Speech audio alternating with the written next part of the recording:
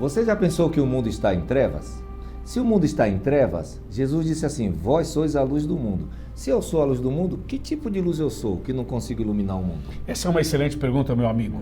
E a gente continua fazendo perguntas. Como é que eu posso brilhar se tem trevas na minha vida? Como é que eu posso iluminar as pessoas se ainda existem trevas na minha vida? E aí, pastor Osmar, é possível?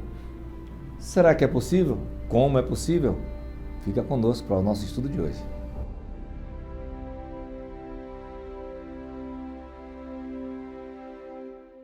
Olá, seja muito bem-vindo a mais um episódio do nosso Estudo Central. É muito bom saber que podemos contar com sua participação aí. Você já é inscrito em nosso canal? Não me diga que não. É? Que bom. E você que não é? Faça isso agora, se inscreva rapidinho, ative também as notificações e compartilhe esse link com mais pessoas, porque esse é um canal específico para o estudo aprofundado da Palavra de Deus. E você sabe que nessa temporada eu não estou aqui sozinho, está conosco aqui o nosso convidado especial, Luiz Gonçalves. Você está bem? Graças a Deus, pastor. É um prazer estar aqui ao seu lado e ao lado de tantas pessoas queridas que estão nos acompanhando por essa caminhada, essa jornada nesse trimestre. E que Deus abençoe a você e a cada um de nós aqui também. Tem muitas pessoas que estão conectadas conosco agora e algumas sempre mandam mensagem. Esse é o momento em que a gente, de forma recíproca, corresponde à sua mensagem. Então, se você está conectado aí, manda uma mensagem para a gente, que na próxima a gente menciona. Então, agora, Luiz, nós vamos viajar pelo Brasil, como sempre fazemos, e vamos lá para Santa Rita. Estamos aqui falando agora com o pessoal de Santa Rita, Maranhão, Edson Alves. E de Dourados, no Mato Grosso do Sul, José Hilton Ferreira. Olha que coisa. Mas deve ter mais gente por aí pelo Brasil. De um extremo para o outro, né? É. Claro, tem mais gente sim. Eu quero mandar um abraço para o pessoal de Niterói, no Rio de Janeiro. Eu estive recentemente em Niterói e tem muitas pessoas conectadas conosco. Um abraço para você. E também eu estive recentemente na região de Campos. Mais pessoas em Campos, os Goitacazes, conectados conosco. Deus abençoe a todos vocês do Rio e do estado do Rio.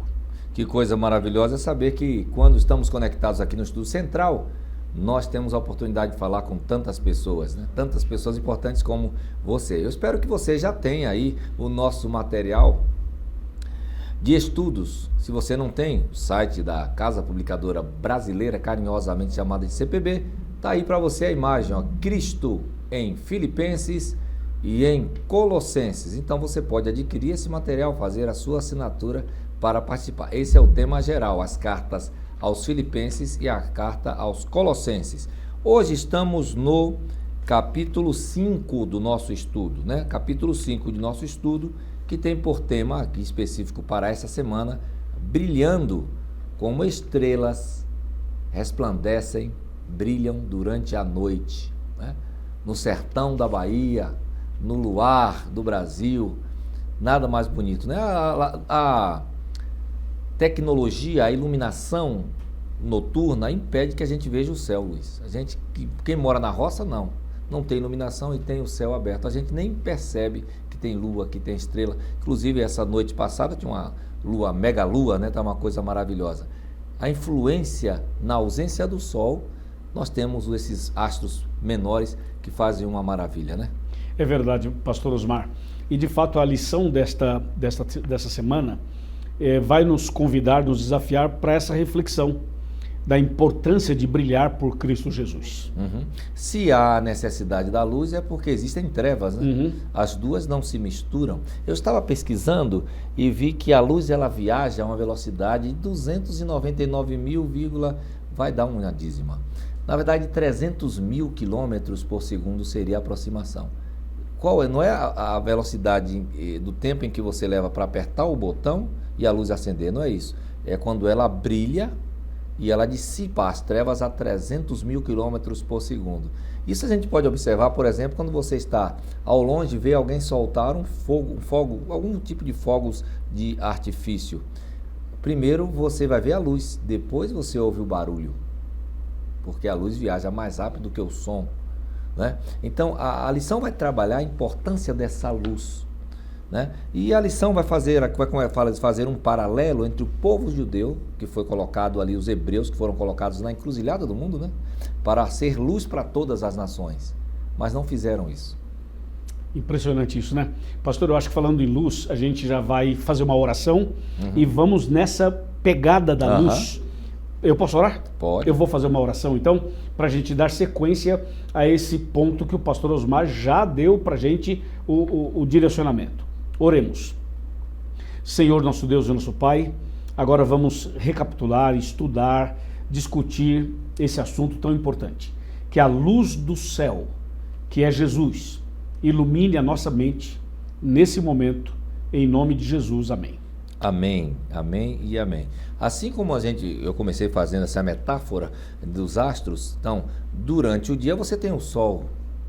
Então, mesmo que a luz do poste esteja acesa, ela é imperceptível, não dá para perceber, porque está ali. Mas durante a noite, aí entra em ação as estrelas que têm luz própria, a luz que vai refletir a luz do sol. Então, você tem o cristianismo como refletindo a luz do sol da justiça, que é Cristo, né? Então, a lição vai trabalhar nessa importante participação do cristão, permitindo esse brilho. Então, a lição introduz o povo hebreu, depois fala de Jesus dizendo: eu sou a luz do mundo, essa é a introdução. Depois diz: vós sois a luz do mundo, né? Mas aqui nós temos muita coisa para extrair durante a semana, né? Com certeza, pastor. E falando de luz, a gente quando fala na luz, pensa basicamente assim: a luz brilha mais onde está escuro. E faz total sentido. Mas você já percebeu que tem luzes especiais para durante o dia? Já viu, por exemplo, um mecânico que está trabalhando num carro, está de dia, tem luz, você entra na oficina dele, tem luz também na oficina, mas ele tem uma luz mais forte que embaixo do carro ele consegue iluminar mais.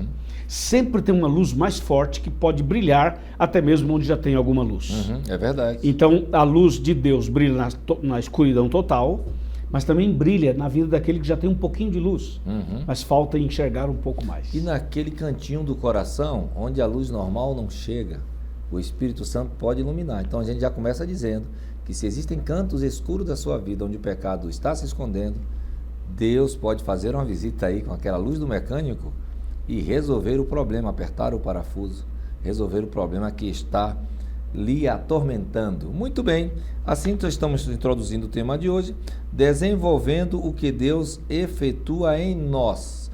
Então Deus diz assim: você tem luz própria, você não tem luz própria, mas eu posso desenvolver esse poder em você. Se você permitir, eu posso refletir em você a minha luz. Olha que coisa. Mesmo. Pastor, e me chama a atenção porque logo o verso central, o verso inicial central, ele faz a ponte com essa sua fala agora. Ele fala assim: façam tudo sem murmurações, nem discussões, para que se tornem irrepreensíveis e puros, filhos de Deus, inculpáveis, no meio, olha isso, no meio de uma geração perversa e depravada, na qual vocês brilham como estrelas no mundo. Então veja que ele coloca o mundo como num contexto de depravação, um contexto de trevas, um contexto de escuridão espiritual. E aí Jesus fala assim: eu coloco vocês aí para que vocês possam brilhar e levar a luz para essas pessoas. Não para você brilhar como uma estrela, mas para você brilhar no sentido de levar Jesus a essas pessoas que estão espiritualmente nas trevas. E aí você coloca exatamente isso, desenvolvendo o que Deus efetua em nós. É curioso isso daqui, muito importante, inclusive, isso aqui que você nos trouxe, pelo seguinte: no Antigo Testamento tinha as lâmpadas do santuário, o castiçal com as lâmpadas. E aquelas lâmpadas ficavam acesas de dia e de noite. Mas para ficarem acesas precisava do azeite. Verdade. Não podia faltar azeite. Então sem azeite não dá para brilhar, né? É verdade. E outra coisa, você pode dizer: mas eu não estou totalmente apagado. Também existem luzes que são usadas em conformidade com as trevas. Você tem a luz negra, você tem o neon das festas. É ou não é? Interessante. A meia luz, não está totalmente escuro. Mas aí Paulo está falando aqui no verso, ele diz irrepreensíveis. Não é qualquer tipo de luz que Deus espera que você reflita, né? Aí a Filipenses vai trabalhar aqui: depois de descartar a cruz como o caminho para a salvação, e a vida de Cristo como, desculpe, não descartar. Destacar. Exatamente. Depois de destacar, corrigindo, a cruz como o caminho para a salvação e a vida de Cristo como nosso exemplo, agora Paulo apresentou de maneira prática como viver esses princípios. E aí vem aquela antiga luta de fé e obras, né? Paulo apresentou um evangelho diferente, não apresentou um evangelho e não apresentou um evangelho diferente do que ele expôs em Romanos ou em outra carta. Ele não está fazendo aqui dizendo, não, eu falei ali, mas eu mudei de ideia, né? Ele vai continuar com a mesma ênfase. A salvação, sem dúvida, é obra de Deus e não temos nenhum crédito por ela. É o que Paulo vai dizer, né? Para se desenvolver essa luz baseados na fé, na justiça. Então isso quer dizer basicamente o seguinte: Deus já concede àqueles que aceitam Jesus como Salvador, já concede a essas pessoas os dons, concede a luz, concede a sabedoria, mas veja, tudo que Deus concede, que Deus realiza, é possível ser desenvolvida. A gente pode crescer, a gente pode melhorar. Claro, não por nós mesmos, melhorar através da comunhão. Por exemplo, a salvação, sem dúvida, é obra de Deus. E não temos nenhum crédito por ela, certo? Certo. Até mesmo a fé é um dom que recebemos pela atuação do Espírito Santo. Só que aí você vai para Romanos 10:17 e fala assim, que você pode aumentar a sua fé. Como se aumenta a sua fé? Pelo ouvir, e ouvir a palavra de Deus. Então, Deus me dá o dom da fé, mas eu preciso desenvolver mais isso. Eu preciso que essa fé seja desenvolvida, fortalecida. Porque todo mundo tem fé, mas alguns têm uma fé natural, outros têm uma fé sobrenatural. Verdade. Né? E o texto da nossa lição, por isso que é importante você concentrar em algumas frases que tem aqui. O Espírito de Deus opera em nós, habilitando nossa vontade para escolher o que é certo, resistir à tentação e tomar decisões corretas. Então você vê, Deus dá para você a bênção, dá o dom, e Ele diz para você, agora você precisa desenvolver isso. Como? Estudando a Bíblia, orando, buscando a Deus todos os dias. É essa comunhão, porque na comunhão você vai sendo liberto daquelas trevas que estão nos cantinhos do nosso coração, como dizia o pastor Osmar na introdução. Não é porque você já é um servo de Deus que não tem trevas ainda, pode ter um pouquinho de trevas nos teus pensamentos, nos teus sentimentos. Você pode ser um servo de Deus, mas uma pessoa que não perdoa. Você pode ser um servo de Deus, mas uma pessoa que não leva desaforo para casa. Um servo de Deus, mas que no trânsito você tem que melhorar muito a sua postura. Então, ainda é preciso que haja um crescimento em nossa vida, dissipando todos os vestígios e pequenas manchinhas das trevas, para que a gente possa ser, de fato, uma luz mais potente na vida dos outros. Verdade. Então, como a gente falou anteriormente, luz, mas não é qualquer tipo de luz, porque até nesses ambientes não aprovados por Deus, onde o pecado impera, existe luz. As pessoas têm um mínimo para se ver, para não tropeçar. Mas aqui Paulo está falando agora, o que a Bíblia vai trazer para a gente, em Filipenses 15, aí já na parte de segunda-feira, Filipenses 2, versos 15 e 16, que essa luz é refletida por um cristão que tem as suas características irrepreensíveis, sinceros, inculpáveis. Uau! Isso é possível? Uau! Como? Então aí a lição já trabalhou, né? Justiça pela fé. Então, eu só vou ter o brilho necessário para iluminar o mundo se eu permitir que a luz da justiça, o sol da justiça, reflita em mim o seu caráter. Porque a minha luz é um neon. A minha luz talvez seja uma luz negra, né? E eu não tenho capacidade de fazer a obra de Deus. Você já se pegou assim, pensando, poxa, minha luz é tão pequena, talvez eu seja uma vela. Mas quando o sol chega, quem vê vela acesa, quem vê luz do poste acesa, farol de carro ligado, então já imaginou que seria um bom negócio permitir que Deus reflita em nós através de um caráter irrepreensível que Cristo quer nos dar, da sua justiça? Aí a gente vai iluminar o mundo. Por isso Jesus disse na introdução, eu sou a luz do mundo, agora você é a luz do mundo. Uau, uau, fantástico. E quando fala luz em um mundo escuro, né? Eu me lembro, pastor Osmar e amigos do Estudo Central, que Jesus, quando foi curar o cego, Jesus falou assim para ele, o que você quer que eu faça? E o cego disse, eu quero ver. Olha só, perguntar para um cego que está acostumado com as trevas. Você quer viver na luz? Olha, você quer ser curado? Parece redundante perguntar para um cego. Você quer ser curado? Ele, sim, eu quero enxergar, eu quero ver. Tem certeza que você quer ver? Ou você prefere continuar nas trevas? Muitas vezes as pessoas estão acostumadas nas trevas. Quando elas são curadas das trevas e vêm para a luz, elas precisam reaprender a viver. Reaprender. E aí, a nossa lição diz assim, ó, irrepreensíveis significa sem culpa ou sem falta. Quando Jesus perguntava assim, você quer ser curado por cego? É assim, você quer enxergar mesmo? Tem certeza que você quer viver na luz mesmo?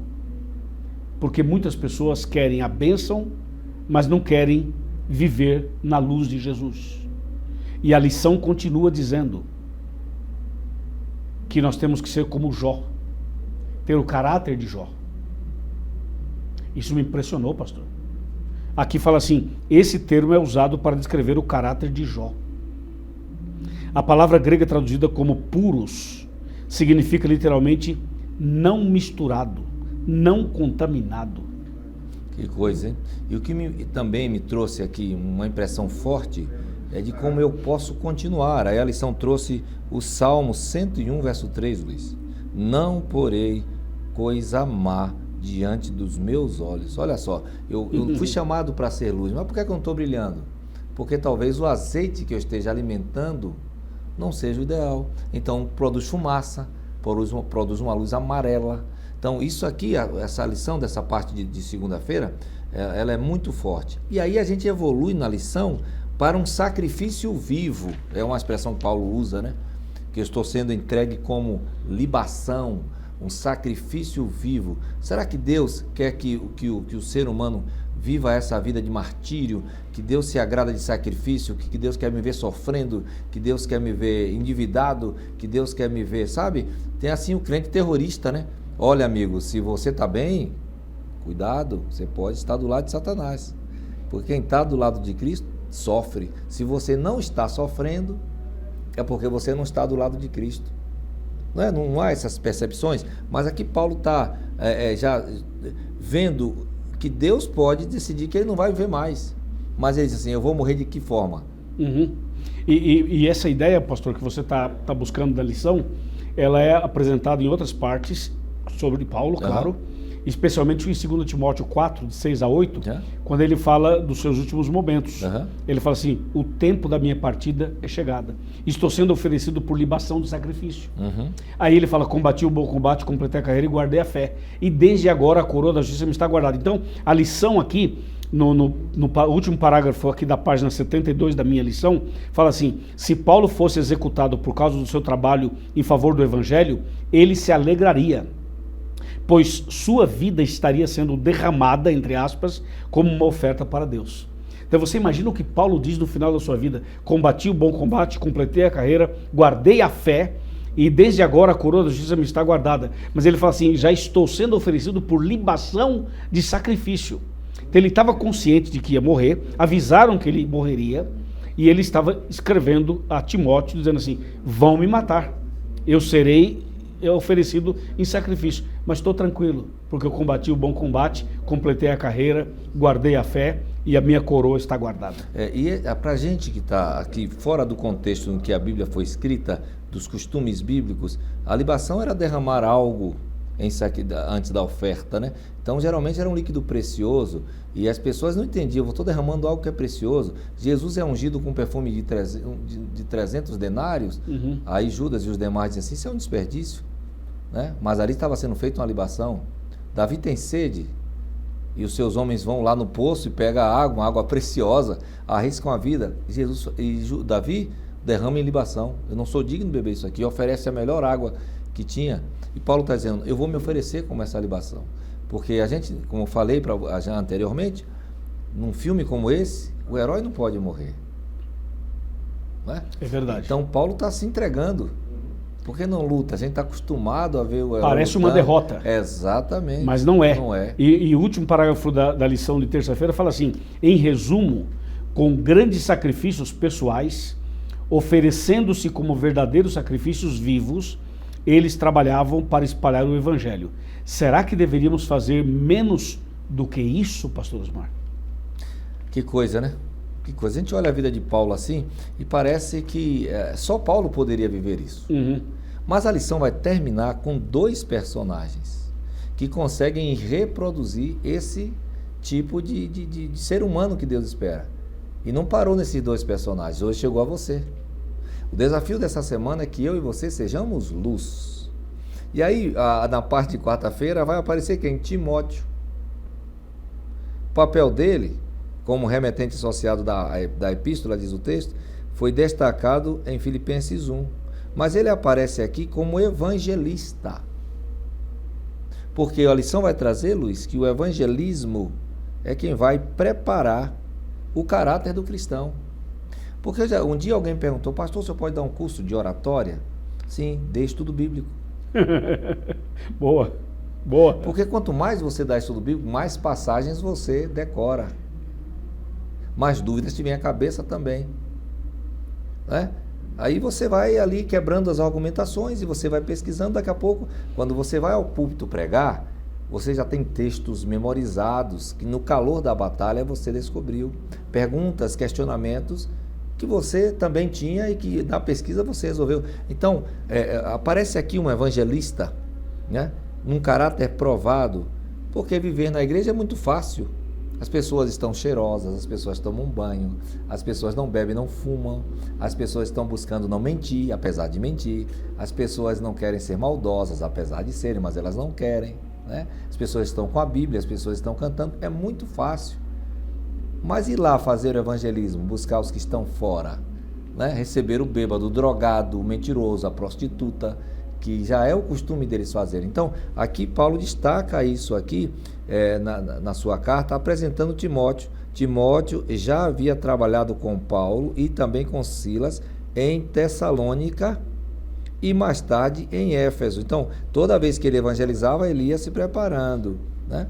E aqui a expressão grega que vai dizer que Paulo descreve Timóteo como alguém que tinha esse mesmo sentimento. E a expressão grega é igual em alma, em natureza. Ou seja, aqui você tem um trabalho de discipulado, de mentoria, para que a obra não pare. Uhum, verdade. E um outro detalhe, outra qualidade de Timóteo que é destacada aqui por Paulo, era o caráter dele provado e aprovado.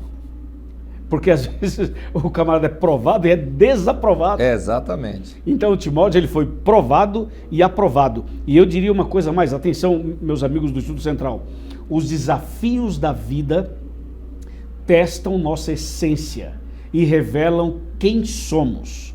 Vou repetir essa frase. Escreva essa frase aí na sua lição ou na sua Bíblia. Os desafios da vida testam nossa essência e revelam quem somos de verdade. Olha que coisa forte. Porque você vê, Paulo teve os desafios da vida, Timóteo também. E isso foi um teste, uma experiência.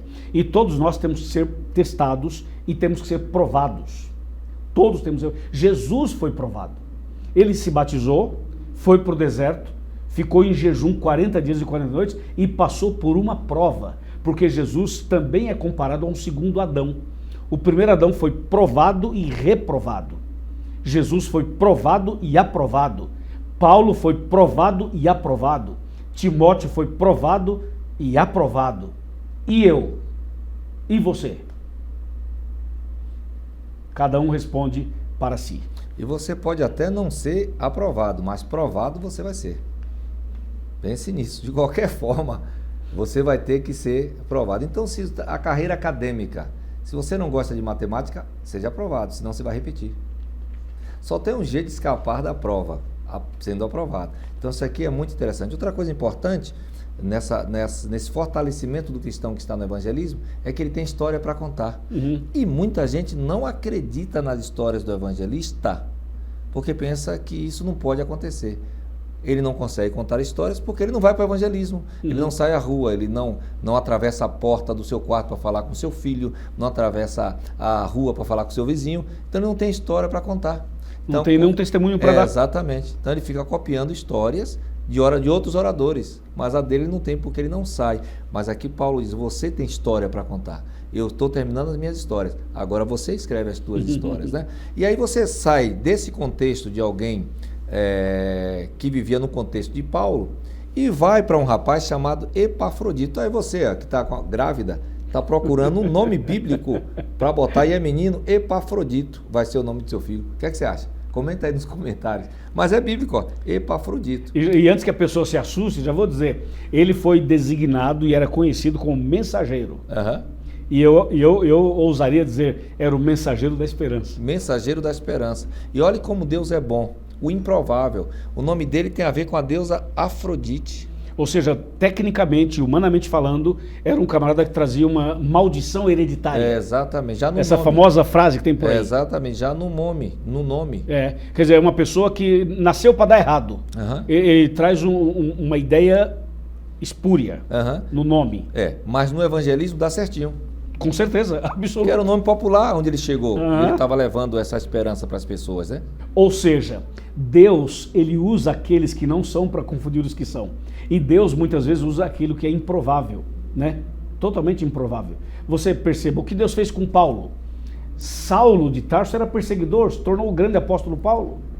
E aí você pode pegar a história de Davi, a história de Abraão, a história de tantas pessoas, e neste caso aqui da lição, Epafrodito. Ou seja, uma pessoa que foi chamada e preparada para uma nobre missão, pastor Osmar. Ele aqui mencionado aqui apenas na carta de Filipenses.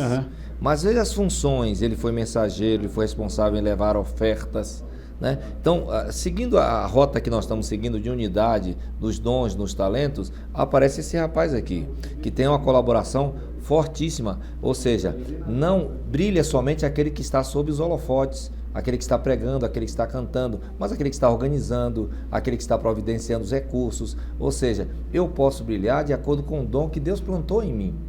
Então o convite final nosso é para que você brilhe de acordo com no local onde você foi plantado, de acordo com os dons que Deus lhe concedeu, né? E aparece aqui pessoas como apareceu a grande estrela Paulo, apareceu Timóteo evangelista, mas apareceu também Epafrodito, que vai pregar para quem não é cristão, né? E como esse é um nome que não é muito popular, então eu só queria destacar mais uma qualidade dele.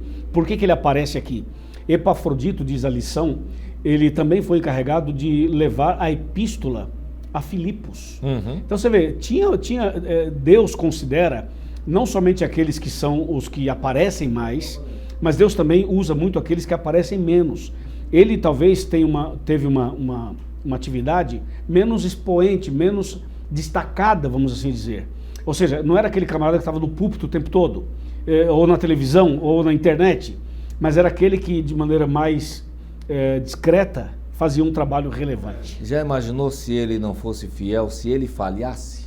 Nós não teríamos a carta. Não teríamos a carta. Se foi ele que levou a carta, nós não teríamos a carta. Nós estamos aqui agora debatendo a lição, mas se não tivessem 2, 3 câmeras aqui conosco, se o pessoal do som não estivesse aí, se no corte não tivesse ninguém, a lição termina assim: para Epafrodito ser incluído nesse grupo, ele deve ter sido de fato um exemplo notável de fidelidade. Aí a lição falou sobre isso, a luz precisa ser fiel, cumprir o seu papel. Deus está nos chamando nessa lição para que a gente viva de forma diferente, de forma clara, não tenhamos vergonha de brilhar. A luz não foi feita para ficar debaixo da mesa, a luz foi feita para ser colocada no alto do monte. Deus chamou a mim e a você para restaurarmos a luminosidade desse mundo em trevas. Mas Ele não pede que a gente brilhe, Ele pede apenas que sejamos humildes o suficientes para permitir que Ele faça através de nós a iluminação que o mundo precisa para encontrar o caminho. Luiz, que apelo você faria para quem está nos assistindo hoje? Obrigado, pastor Osmar. As suas palavras foram muito importantes e me fazem usá-las e dar sequência no teu raciocínio. A lição nos apresentou a importância da luz em meio às trevas. eu encontro na Bíblia 3 luzes. A primeira luz é a própria Bíblia. Lâmpada para os meus pés é a tua palavra e luz para os meus caminhos. A segunda luz é Jesus. João 8,12, eu sou a luz do mundo. E a terceira luz somos nós. Jesus disse, vocês são a luz do mundo. Para que nós possamos brilhar por Cristo, temos que voltar à Bíblia, estudar a Bíblia. Para estudar a Bíblia, precisamos do Espírito Santo, que é o azeite, que vai nos iluminar no estudo da Bíblia. E é o Espírito Santo que nos faz entender a Bíblia e aceitar Jesus. Uma vez que o Espírito Santo, que é o azeite, me leva a estudar a Bíblia, me leva a aceitar Jesus, então esse Espírito Santo vai ser o azeite, o combustível que eu preciso para que eu possa ser uma luz na vida das pessoas. Seja uma luz na sua casa, seja uma luz no seu prédio, seja uma luz no seu condomínio, seja uma luz no seu trabalho, na sua escola, seja uma luz onde você vive. Deixe as pessoas verem Jesus em você. Mostre Cristo através do seu testemunho. E assim você estará brilhando, salvando pessoas das trevas para a maravilhosa luz de Jesus. Amém. Que lição, hein? Você está disposto a aceitar esse apelo? Você aceita? Vamos orar por isso? Santo Deus, maravilhoso e eterno Pai, muito obrigado, porque o Senhor poderia iluminar o mundo sozinho. O Senhor é mais do que suficiente para isso, mas o Senhor quer que a sua luz resplandeça em nós. Então, Senhor, nos faça íntegros, retos, puros, nos justifique através do sangue do Senhor Jesus Cristo, mas coloque também em nós o desejo de sermos semelhantes a Ele. Fique conosco durante todo o período dessa semana, em nome de Jesus. Amém. Amém. Que coisa boa é saber que você está aí. Eu espero você aqui comigo de volta no nosso próximo episódio. Até lá.